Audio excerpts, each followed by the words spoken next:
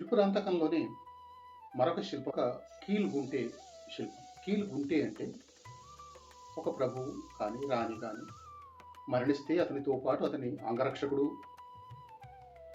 అతని అంటి పెట్టుకొని ఉండేటువంటి వాళ్ళు, ప్రాణం ఉన్నా లేదా యుద్ధంలో మరణించిన ఆ రాజు కింద మరొక లోతైన కోతిలో వాళ్ళని పూడ్చిపెట్టేటువంటి పద్ధతి కీలుగుంటే అంటారు. మనకి శిల్పాలు కర్ణాటకలోను మన తెలంగాణలోను చాలా చోట్ల లభించినాయి. గొల్లతొగుడి దగ్గర ఉండేటువంటి పాదాల దిబ్బలో కూడా ఒక కీలుగుంటే ఉంది.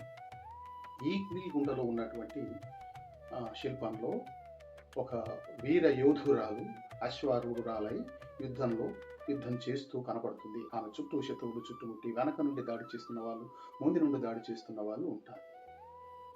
ఇది కాకతీయ మహారాణి రుద్రమదేవి అంబదేవునితో యుద్ధంలో పాల్గొన్న యుద్ధ దృశ్యం అందిస్తుంది. ఆమె ఎక్కినటువంటి గుర్రానికి వెనక వైపు గుర్రం కాలు దగ్గరలో చిన్న శిల్పం కనపడుతుంది. బాణం ఎత్తుకొని నిలబడినటువంటి ఒక వీరుని శిల్పం. అది ఆమె అంగరక్షకుడి శిల్పం. అది ఇటువంటిది మనకు ఈపూరులో కీలుగుంటే శిల్పం దొరికిందని అది ఇప్పుడు ఈ ప్రస్తుతం ఆ శిల్పం మద్రాస్ మ్యూజియంలో ఉంది. అది ఈపూరు కీలుగుంటే, అందులో ఉన్నది కూడా ఇటువంటి శిల్పమే. రెండు సమానమైనటువంటి శిల్పాలు. మరొక శిల్పం కూడా త్రిపురాంతకంలో లభించింది. అది కూడా కీలుగుంటే శిల్పం. ఈ త్రిపురాంతకంలోని శిల్పం మొదట చెప్పినటువంటి శిల్పం లాంటిది. ఈ 3 చోట్ల కూడా కాకతీయ యోధురాలు మహారాణి రుద్రమదేవి యొక్క శిల్పాలే. ఇవి ఆమెను గుర్తు చేస్తున్నటువంటి స్మారక శిలలు.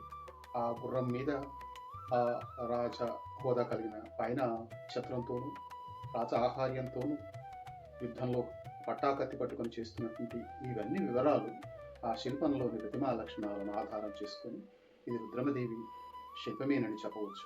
ఇంతవరకు రుద్రమదేవి శిల్పాలు మనకి ఎక్కడ దొరకలేదు, కానీ ఇది కాకతీయ శిల్పాలలో రుద్రమదేవి యొక్క పోర్ట్రైట్.